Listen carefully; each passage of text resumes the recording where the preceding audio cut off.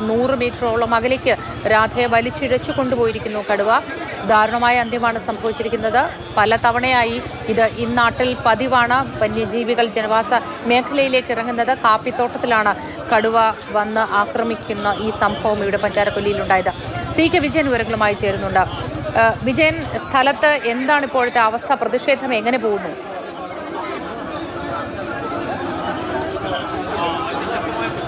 അവിടെ നടക്കുന്നത് അവർ ഈ പ്രതിഷേധക്കാർ അല്ലെങ്കിൽ ഈ വയനാട്ടിലെ വന്യജീവി ആക്രമണത്തിന് നിരന്തരം ഇരയായിക്കൊണ്ടിരിക്കുന്നവരും അവരുടെ കുടുംബാംഗങ്ങളും എല്ലാം തന്നെ ഉന്നയിക്കുന്നത് പ്രധാനപ്പെട്ട 3 കാര്യങ്ങളാണ്. അതിലൊന്ന് ഈ കടുവയെ വെടിവെച്ച് കൊല്ലണം എന്നതാണ്. അതായത് പിടികൂടി മയക്കുവെടി വെച്ച് പിടിക്കുകയോ അല്ലെങ്കിൽ കൂട് വെച്ച് പിടിക്കുകയോ അതിനുശേഷം കാട്ടിലേക്ക് തന്നെ തുറന്നു വിടുകയോ ചെയ്യുന്ന രീതി പറ്റില്ല.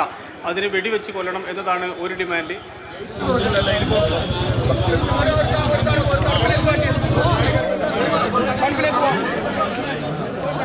CK വിജയനാണ് വിവരങ്ങൾ നൽകിക്കൊണ്ടിരിക്കുന്നത്. നരഭോജി കടുവയെ പിടികൂടണം, വെടിവെക്കുക തന്നെ വേണം എന്നതാണ് ജനവാസികളുടെ ആവശ്യം. പ്രദേശവാസികൾ ആവശ്യപ്പെടുന്ന അതാണ്. പ്രതിഷേധമാണ് സ്ഥലത്ത് നടക്കുന്നത്. ഇപ്പോൾ രാധയുടെ മൃതദേഹമുള്ളത് പ്രിയദർശിനി പ്ലാന്റേഷന്റെ കോമ്പൗണ്ടിനുള്ളിലാണ്.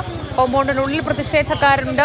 പ്ലാന്റേഷൻ തൊഴിലാളികളടക്കമുള്ള പ്രദേശവാസികളുണ്ട്. ഗേറ്റ് പൂട്ടി ആരെയും ഉള്ളിലേക്ക് കടക്കാൻ അനുവദിക്കാത്ത നിലയിലാണ് പ്രതിഷേധം ഇപ്പോൾ പുരോഗമിക്കുന്നത്. ചർച്ചകൾക്ക് അനുനയിപ്പിക്കാനും മറ്റുമായി കൗൺസിലർമാർ അടക്കമുള്ളവർ സ്ഥലത്തുണ്ട്. പക്ഷേ അപ്പോഴും ഈ ചർച്ചകൾ വിജയം കാണുന്നില്ല എന്നതാണ്.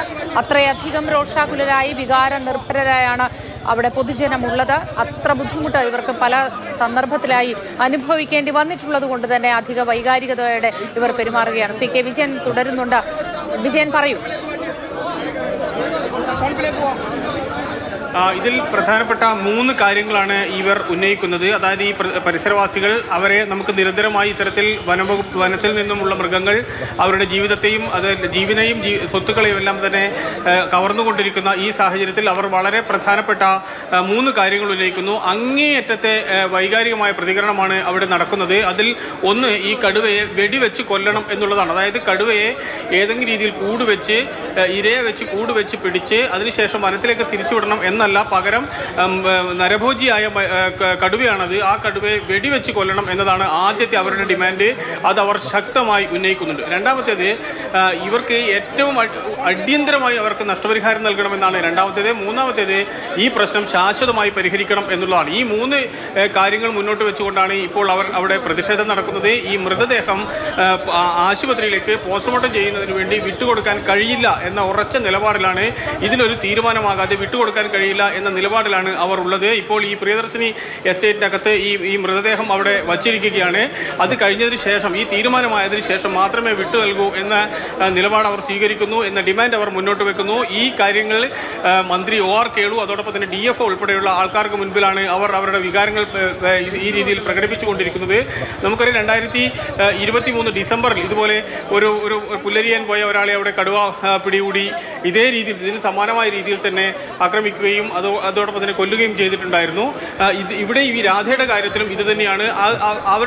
അവരുടെ ഈ വിവരങ്ങൾ കേൾക്കുമ്പോൾ കൂടുതൽ നമുക്ക് പ്രയാസങ്ങൾ ഉളവാക്കുന്നതാണ്. ഭർത്താവിനൊപ്പം അപ്പച്ചനൊപ്പം സ്കൂട്ടറിൽ പോകുന്നു.